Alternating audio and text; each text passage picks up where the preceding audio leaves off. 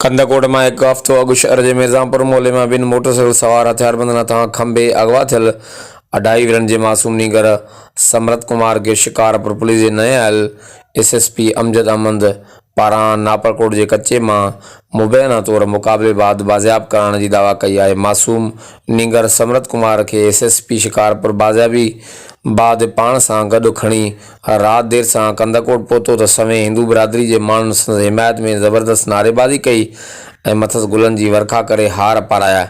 इन मौके ते हुन सां कंदकोट पंचायत जो अॻवान सेठ नंदलाल चौधरी, दीवान लाल, घोसपुर जो मुखी सुरेश लाल ऐं ॿिया पंचायत जा मोज़ीन भी गॾु हुआ।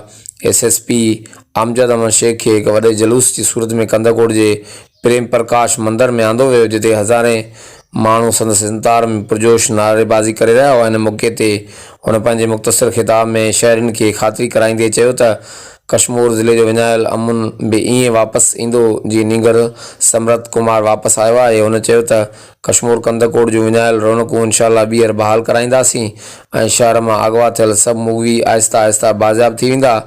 तव्हां रुगो पुलिस सां साथ ॾियो ऐं सहकार कयो। हुन चयो त अवां अॻु जीअं आज़ादाना घुमी ऐं फिरी पंहिंजो कारोबार करे सघंदा। आख़िर में पंचायत जे अॻवाननि ऐं नीगर जे वालिद संदसि जो शुक्रियो अदा कयो। ॿिए पासे नीगर जी वापसी ते संदसि घर भातियुनि में ख़ुशी वारी लहर अची वई। हर वक़्तु आगाह रहंदा, ॾिसंदा रहो JTN वेब न्यूज़ कंदकोट।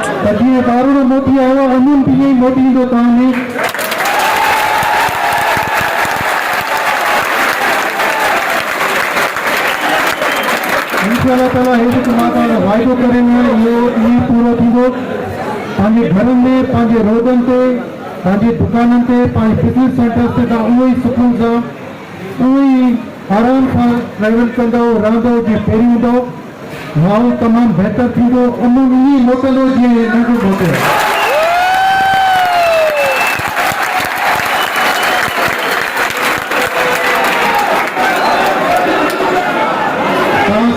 मेहरबानी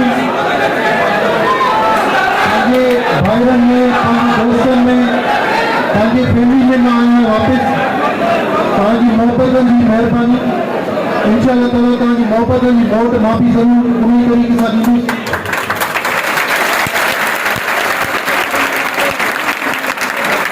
असांजो खून, असांजो बदर, असांजी हर शइ ॻाल्हि आहे। अॼु तव्हां सभिनी खे मुबारक बि हुजे।